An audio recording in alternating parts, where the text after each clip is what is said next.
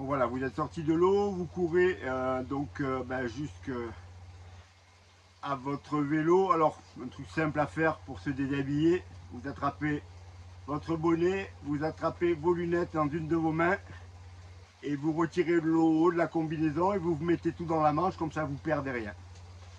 Donc si vous avez fait ce que je vous ai dit au départ, l'enlèvement de la combinaison sera assez rapide et vous avez dû, si tout va bien, préparer votre vélo correctement. Ça veut dire quoi?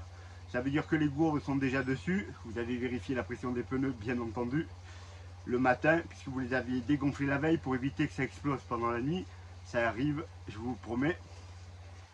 Vous avez accroché vos gels sur le cadre. Moi je faisais ça tranquillement le long du cadre, les gels pour être peinard. Et les chaussures, normalement, vous les avez accrochées avec des élastiques. Vous avez à l'arrière des chaussures de vélo, des petits de triathlon, des petites poignées pour attraper vos chaussures. Vous passez un élastique dedans et vous accrochez ça sur le cadre pour que les chaussures restent bien à plat et que quand vous couriez avec le vélo, tout se passe bien. Au niveau de la tenue du vélo, alors moi c'est très simple. Quelle que soit la distance, je mettais pas de cuissard, je partais avec ma trifonction. Et je prenais souvent des trifonctions de courte distance, sans chamoisine ou très peu de chamoisine parce que je ne crains pas du tout. Maintenant, si vous craignez, vous pouvez vous changer entièrement, mais c'est une énorme perte de temps. Et comme je vous l'ai dit, moi j'essaie de gagner du temps dans le parc à vélo. Donc on n'oublie pas, si on craint le soleil, de se couvrir.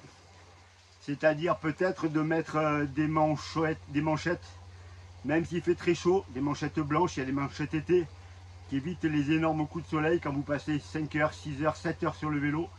Ça cogne fort. N'hésitez pas à vous badigeonner de crème solaire juste après la natation, voire même moi je le faisais avant. Je m'enduisais de crème solaire avec quelque chose qui résistait pour partir sans avoir perdu de temps. Bon, vous avez le casque. Pareil, sous le casque, s'il est très ouvert, faites gaffe. Si vous êtes comme moi là, faites gaffe aux coups de soleil.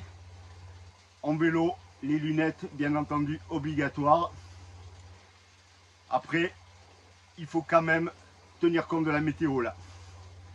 Mon dernier Ironman, c'était en 2011 à Francfort. Je m'étais entraîné 6 mois. J'étais plus que prêt. Et sans être présomptueux, je pense que j'étais dans la catégorie 45-50 ans. Et j'avais le niveau pour être très proche du podium. Et donc pour me qualifier pour Hawaï, je m'étais vraiment entraîné très durement. C'est le 14 juillet, l'Ironman Francfort. C'est l'un des plus chauds de la planète. J'adore ça. Donc vraiment tout était parti pour que ça se passe bien. Le problème c'est que dans la nuit qui a précédé l'épreuve, il s'est mis à faire très froid.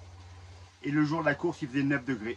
Et j'avais prévu aucun matériel de rechange dans le parc à vélo. Et je me suis dit que ça allait aller.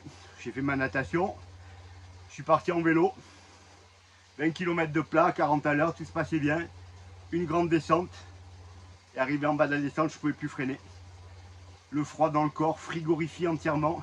Hypothermie complète. J'ai roulé encore quelques kilomètres. Je me suis arrêté. J'ai vidé une poubelle. Je me suis fabriqué une espèce de poncho avec un sac poubelle. Mais c'était mort. Je ne pouvais plus bouger, je ne pouvais plus freiner, je ne pouvais plus avancer. Quand je suis arrivé au premier tour, j'ai posé le vélo et je suis rentré à l'hôtel.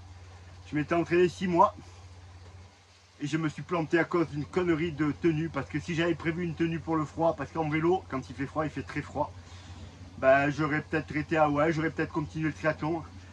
J'ai arrêté le triathlon, je me suis remis à faire que des marathons à partir de là. Parce que franchement, l'investissement que demande une préparation comme ça, c'est pas possible de la foutre en l'air parce qu'on n'a pas réfléchi et qu'on ne s'est pas dit je vais quand même prévoir un coup de vent au cas où il fasse froid. En course à pied, on n'a pas ce problème, mais là sur le vélo, c'était important d'avoir le matos. Donc prévoyez toujours quand vous déposez votre sac d'avoir des affaires au cas où le temps devienne beaucoup plus froid. Donc ensuite le vélo, quand vous terminez le vélo, très facile, vous posez tout ça, vous mettez des chaussettes pour courir. Moi je conseille de mettre des chaussettes, et si tout va bien vous les avez peut-être mis sur le vélo avant. Vous vérifiez bien quand vous mettez vos chaussures d'enlever tous les petits cailloux qui peuvent traîner sous les chaussures, sous les chaussettes, pour éviter de partir avec un caillou. Vous vous remettez de la crème solaire, la casquette, parce que l'Ironman ou tous les triathlons c'est l'été, donc ça cogne, vous êtes fatigué, donc c'est pas le moment de se prendre un coup de chaud. Les lunettes si vous en mettez habituellement. Et voilà, et c'est parti. Et normalement tout devrait bien se passer. Voilà, j'ai fait un petit tour rapide de ce qu'il fallait prendre sur le marathon et sur le triathlon. N'hésitez pas à me poser des questions comme d'habitude. Je vous dis à tous à bientôt, entraînez-vous bien, profitez bien.